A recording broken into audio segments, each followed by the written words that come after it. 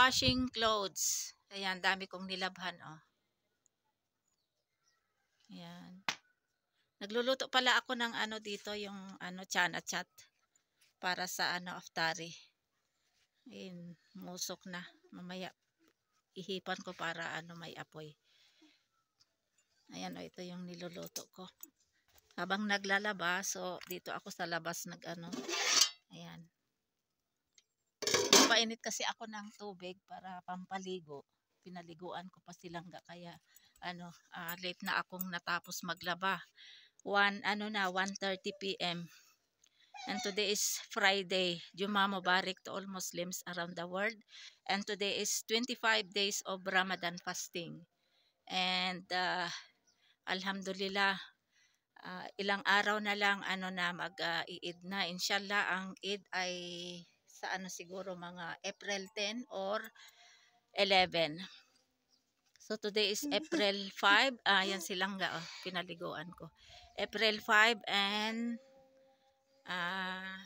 today is Friday and time is 1:30 p.m. Ayan, may mga ano din doon. Trouser nilangga na ano. Ayan. Yan yung trouser nilangga. So ayan, alhamdulillah. Maglalaba ako uli after ng Eid na siguro after 1 week. Uli ako maglalaba. Ayan. So ano, nanamas ako, magdadasal ako for suhar kasi 1:30 p.m. na. And then magprepara na din ako for ano, lutuin. Lutuin ko ngayon ay cabbage curry. Ayan, oh. So alhamdulillah. It's time to cook again.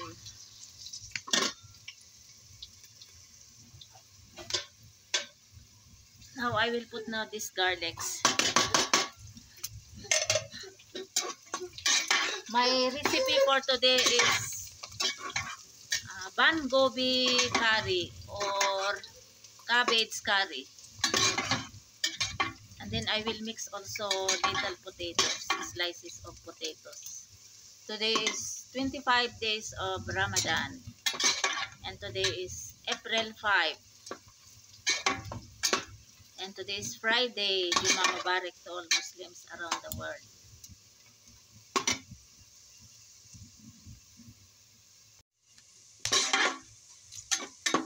Now we'll put now these tomatoes.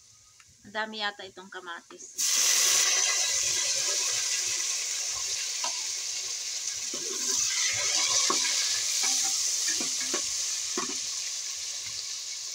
And then we will put now this lentils, dried seeds, coriander seeds, fenugreek seeds, and cumin seeds, and this chili powder, turmeric powder, and salt.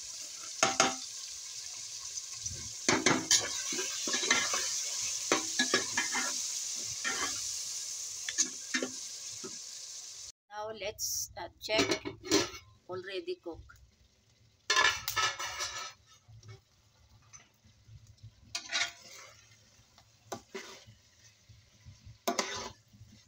So it's already cooked.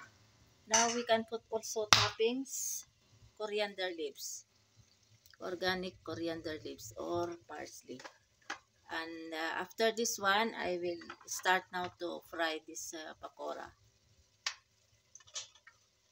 Ayan, ito yung pakora. Nilagyan ko din na ano ng coriander leaves kaya nakikita nyo yung green na yan. So ready na ang aming bayan for dinner for 25 Ramadan fasting.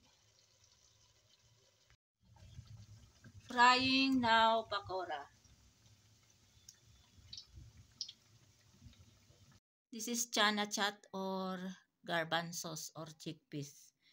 I boiled this one morning time when I'm washing. So what I have to put this one ingredients is coriander leaves, onions, and tomato. And then I have to put salt here and vinegar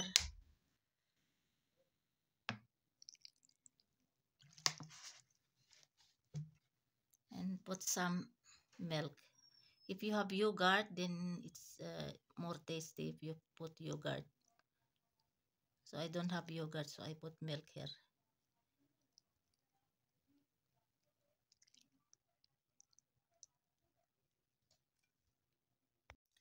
And then I have to put also this chaat masala. So ayan, hindi ko ilagay ito lahat kasi maanghang.